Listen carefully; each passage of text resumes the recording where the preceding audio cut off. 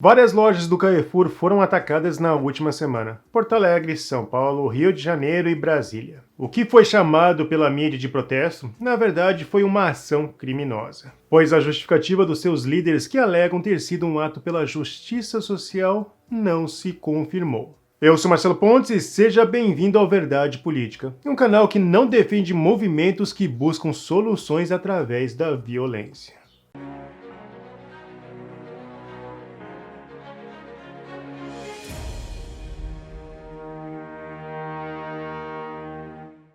Antes de começar esse vídeo, quero deixar bem claro que a violência não deve ser tolerada em um país que tenha alcançado os marcos civilizatórios, e principalmente os alicerces cristãos. Essa história começou quando João Alberto Silveira Freitas, conhecido como Beto, foi morto no Carrefour na cidade de Porto Alegre. Após sua morte, surgiu os aproveitadores, que usaram do corpo de um homem pardo, um afrodescendente, para venderem sua bandeira política contra o racismo.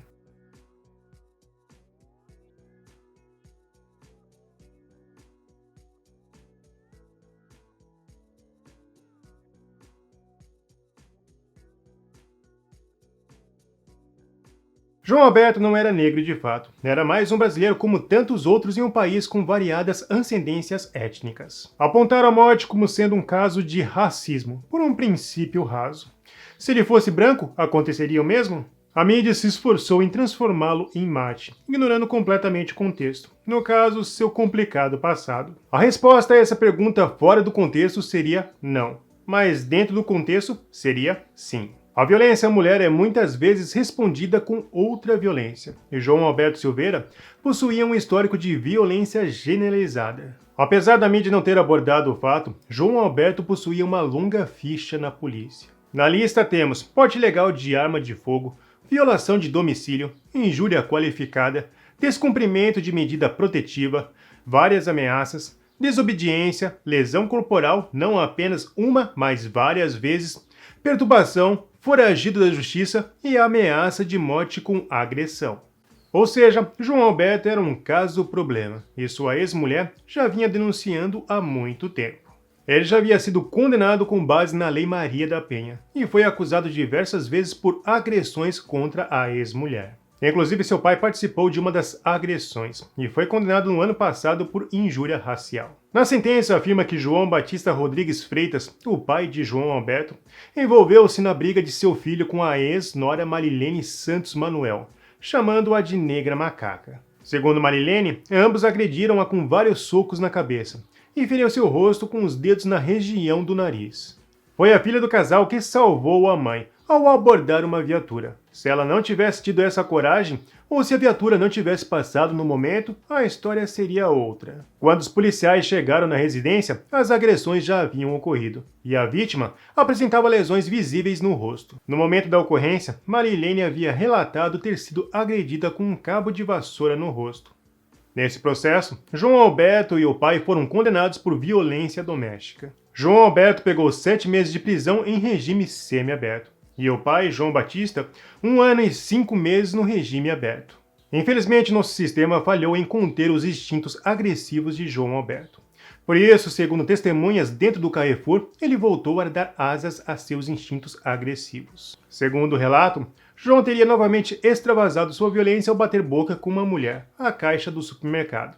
Em um dos vídeos menciona que ele a agrediu, porém não foi apresentado até o momento se essa agressão foi física ou verbal. Mas foi esse fato que levou os seguranças do estabelecimento a conduzirem João para o estacionamento, até que na altura da saída, ele deferiu um soco no segurança à sua direita.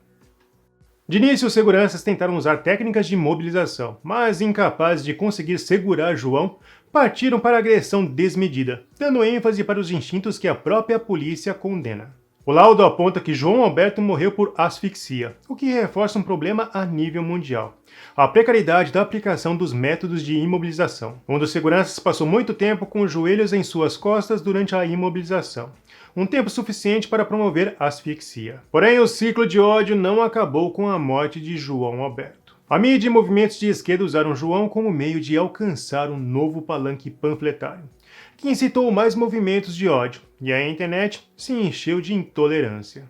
A jornalista Maria Tereza Cruz mostrou com total clareza o aparelhamento dos meios de comunicação ao defender o ato criminoso. A candidata Manuela Dávila, que no passado criticou muito Bolsonaro por defender o isolamento vertical, agora incitou as pessoas a se manifestarem contra o Carrefour. Depois das eleições americanas, parece que o vírus desapareceu do planeta. Até as escolas de samba promoveram aglomerações no Dia da Consciência Negra. Será que o lema Vidas Negras Importa ainda está valendo? O jornalista Rodrigo Constantino ironizou o fato. Presidente vai na padaria sem máscara. Genocida. Quadra vai reabrir para a grande feijoada da consciência negra. Cuidados tomados, ciência e festa justa. Sério? Quem ainda leva essa mídia e essa segunda onda a sério? E foi ignorando a existência do vírus que um grande grupo de militantes, intitulado pela mídia de manifestantes, atacou a loja do Carrefour em São Paulo durante a 17ª Marcha da Consciência Negra. Além da depredação, itens foram saqueados. E houve até um princípio de incêndio que só não terminou mal graças aos funcionários do Carrefour.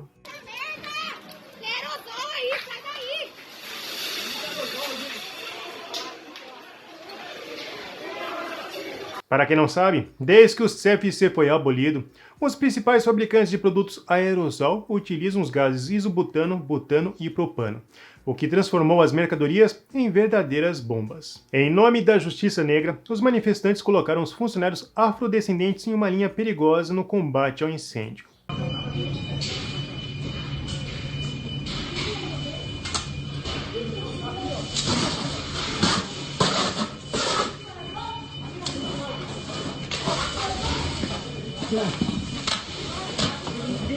Isso resolve, Janine? Onde isso resolve? Ô, Lúcio, onde tem mais um plano aqui?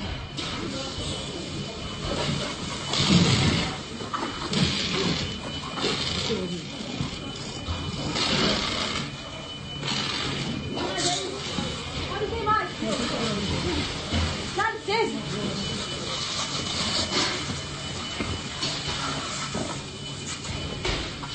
E uma foto no momento deste incêndio tornou-se emblemática, mostrando a hipocrisia deste movimento. Além deste claro ato com característica de viés terrorista, os manifestantes exaltados atacaram o carro dos bombeiros. Felipe Neto usou suas redes para criar um pano de fundo, ilustrando uma teoria de ação e reação, como se um crime pudesse de alguma forma ser justificado por outro crime quando praticado de forma coletiva. A ideia de importarmos os movimentos americanos como Black Lives Matter é irracional, pois os contextos sociais são completamente diferentes. O primeiro presidente negro nos Estados Unidos foi Barack Obama, em 2009. Já no Brasil, Nilo Peçanha foi presidente 100 anos antes, em 1909. Nos Estados Unidos, até metade do século XX, um negro era proibido de ler em muitos estados. Já no Brasil, temos grandes nomes da literatura do século XIX, todos negros. Para vocês terem uma ideia, durante o século 17 e 18, o tupi foi a linguagem mais usada nas principais cidades brasileiras. A antiga São Paulo era uma cidade diversificada, e o comércio era de fato a linguagem que quebrava todas as barreiras preconceituosas. Apesar de haver abusos na época devido às condições estabelecidas pelo seu tempo, é fato que o Brasil é um país miscigenado, graças à capacidade em abraçar todas as culturas do mundo. Construir uma narrativa de racismo nesse caso, sem de fato apresentar evidências, seria tão leviano quanto dizer que foi um ato feminista, já que as redes estão lotadas de mensagens que exaltam violência ao indivíduo que comete agressão às mulheres. Sem falar que nas mesmas redes encontramos vídeos de pessoas de diferentes cores apanhando por agredir uma mulher. Infelizmente, nomes influentes ainda persistem em simplificar a desigualdade social do país através de uma simples foto. A desigualdade social não pode ser caracterizada com base apenas na cor. Características mais relevantes, como aspectos regionais e alimentação na primeira infância, possuem muito mais peso. Afinal, não podemos usar o mesmo discurso na África, mesmo que tal quadro de pobreza e desigualdade seja evidenciado em países dominados e comandados por negros, como por exemplo o caso da família dos Santos em Angola. Portanto, não podemos criar um mundo justificado na violência. E devemos criticar e combater esse ciclo de violência fomentado pela mídia. E os movimentos negros deveriam retornar à sua matriz e abandonar os ideais socialistas, já que a promessa de liberdade do povo negro nunca se concretizou, mas sim o retorno à escravidão. Bom, se você gostou do nosso vídeo, não se esqueça, você financia o Verdade Política. Então curta, comente e compartilhe. Clique no sininho para você receber as nossas notificações. E vamos continuar na luta em prol da verdade.